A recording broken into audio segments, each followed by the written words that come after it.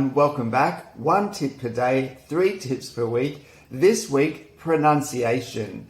And we're looking at the sound V and B, particularly interesting for Spanish speakers. V sound. Our teeth go onto the inside of our bottom lip, V. And you'll notice the sound is voiced. We can feel our voice box vibrate when we say the sound. Very, very, vote, vote.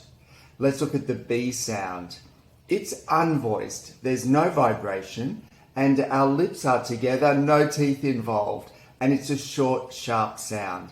B, B, berry, berry, boat, boat. Okay, so there's 2 sounds that are really important, as I said, especially for Spanish speakers. Let's do some practice now between the 2 sounds.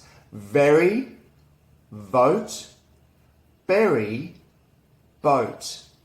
There's tip number 2 for the day. I hope you've enjoyed it. I'll look forward to giving you the next tip in a day or 2. Have a great day.